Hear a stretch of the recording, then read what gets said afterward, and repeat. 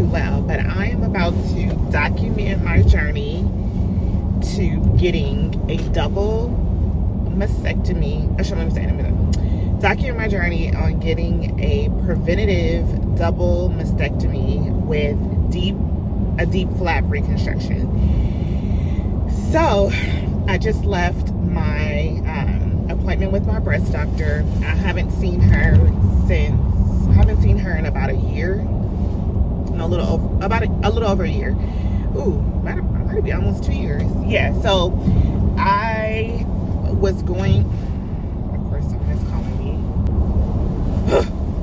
I should have put on airplane mode or something. Like, why are people calling me? They call me nonstop. I hate being a realtor because your number is just out there for everybody, and everybody calls you all day long. It's really actually triggering and borderline. What is that thing called? Harassment. Anyway, so I was scheduled to have surgery in 2022. Yeah, 2022. Got all my baselines, mammogram, ultrasound, MRI, even had to do a biopsy because they did find something, which ended up to be benign, but biopsy, they even found some nodules in my throat, went to the thyroid doc, just all kind of shit, right? Did all my, workup and got my scheduler date, my surgery schedule, which was between, because, okay, since it's a surgery that involves reconstruction, I had to also have a consultation and appointment with a plastic surgeon and my regular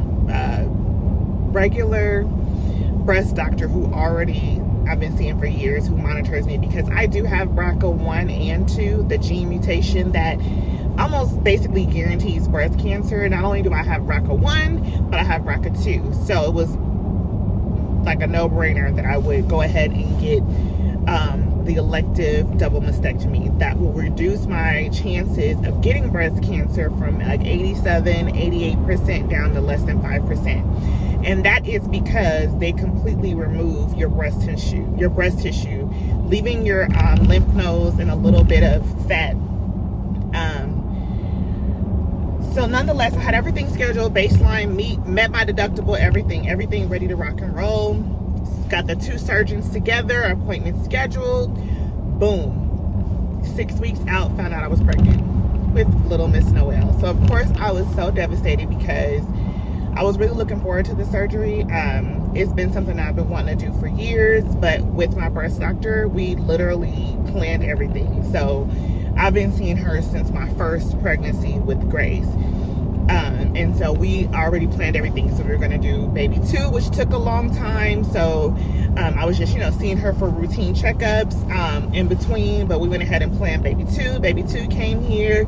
I wanted to breastfeed all my children. That was really important to me. So breastfed for a year and then you have to wait till about 6 months after you're stopped breastfeeding to get any surgery. So waited, after having Joy, waited, got on my workup, boo, boo, boo, ready to go, and then boom, got pregnant again. So this is me now that Noelle is about to be 1 next month. I stopped breastfeeding with her a little bit earlier than I wanted to, but I did learn, and I did have a lot in stash in my deep freezers. So I ended up technically breastfeeding her for about 9 months. I think 9 months to the day, because I was like, ooh, I landed 9 months in, 9 months out. So 9 months. But anyway, I just left my appointment and she said that we are looking good to schedule. Everything came back clear in terms of my mammogram, ultrasound, MRI. Everything looks great. I didn't have to get any other biopsies, no other markers put in my breast. I have a marker in each breast. And to be honest, that was just getting played out and tired and exhausted. Like, every time you go for a mammogram, and I have really big, dense breasts, so I just felt like it was always something. So I always had to get a biopsy, or a marker here, or a marker there, or extra imaging here, or they couldn't get this. It was just always something, and that just played on my conscience so much. So I was like, I want to document this journey because I want to get it out. because anybody who knows me knows I've been talking about this shit for a long time, and for it to finally be happening, I'm just so elated. Like, my heart is bursting with joy that I am going to be doing something for me, my health, that's going to hopefully ensure that I be here, you know, long enough to see my children grow up and have kids and all these things. Like, I have so many people that I know around me who have gotten diagnosed with breast cancer that it just scares me, like, knowing that I have both BRACA1 and 2. And my doctor used to always say, like, it's not if you're gonna get breast cancer, it's when. So you need to take this serious. And my mom is a breast cancer survivor. My grandmother did not survive. I have aunts, all of them, cousins, slews of people who have had breast cancer, both who have beat it and who have died. And so for me, it's not anything to take lightly, and I'm just so ecstatic that I feel like I'm gonna be in the best care with my doctors, both black women. One of them, my plastic surgeon, she is a breast cancer survivor herself, so she fully understands the magnitude of this and how important it is to make sure I come out on the other side.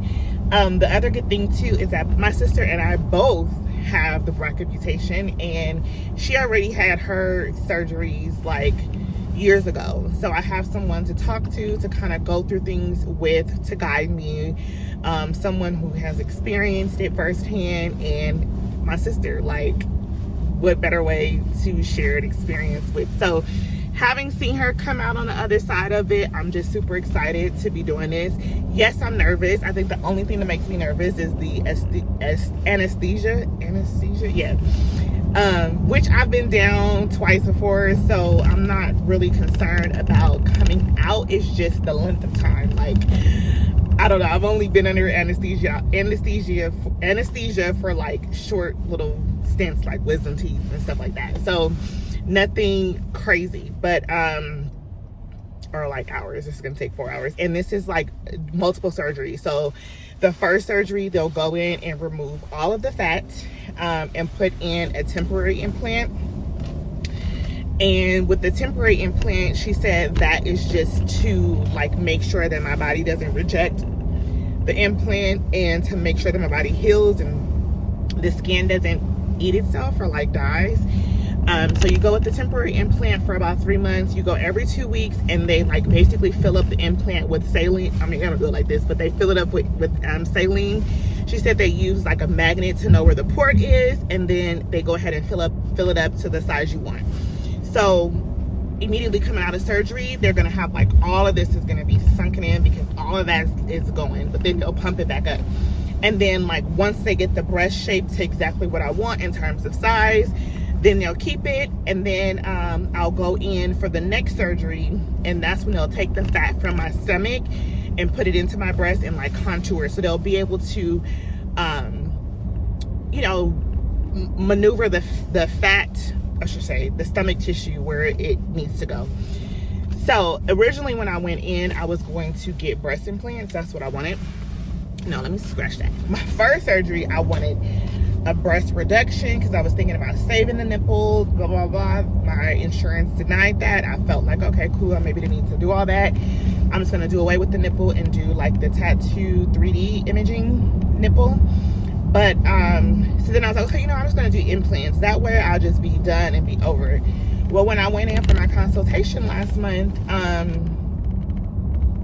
had told her that I wanted a tummy tuck down the line, and she was like, well, you wouldn't be able to get a tummy tuck for another year or so after you sat with your implants, because I want you to sit with your implants for at least a year to ensure that you are, one, comfortable with them and you don't change your mind, and then two, if you take the stomach fat and you're not happy with how your breasts are sitting with the implants, I have no supply to have fat to go and fill in.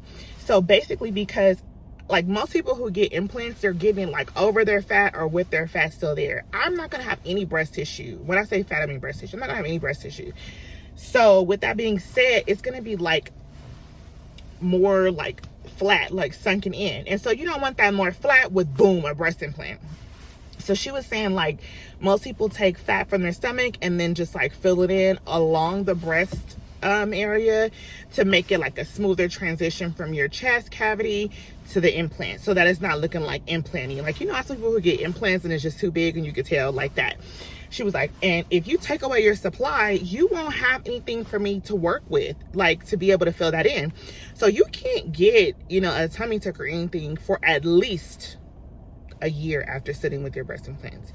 So I was doing the math. I was like, okay, so if I finish my surgeries in 2024, and then I have to do the whole 2020, you mean I can't have a tummy tuck until 2026? I want a tummy tuck now. I want to go in and be done and be cute.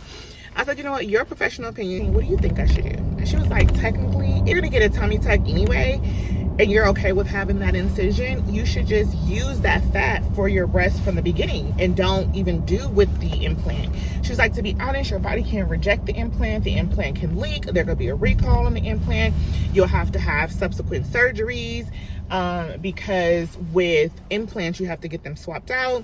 She was like, and you just basically said you wanted to have the least amount of surgeries, so you're probably better off just getting the fat transferred into your boobs and being done with it, and you don't have to worry about any other surgeries, you don't have to worry about any fat grafting, nothing. Like, everything will be done. And so I was like, you know what, back at this. So maybe this is what I was supposed to do, just minus the breast reduction. So anyway, that's what I'm gonna do. I'm gonna do the DIEP flap surgery, and that's gonna be 3 months after the initial surgery. So anyway, I just left my doctor's appointment and I got the clearance, and their schedules is looking like July. So that's my husband's birthday month, so hopefully I can have it either before or after, but I have to like schedule it right, because I have to wait another 3 months to get the DIEP flap, like the stomach part, and I want to have it done within this year for insurance purposes, and then also to just be done. Like, I want to start 2025 fresh, healing, and on my way. So yeah, I'm gonna be.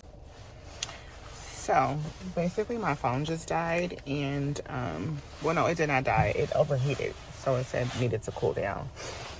So yeah, so I'm gonna be documenting my journey now that we got, you know, some dates. So they're gonna call me to get on the schedule. I hope they call me and tell me they got an even sooner date, to be honest. Like, she said the first week of July.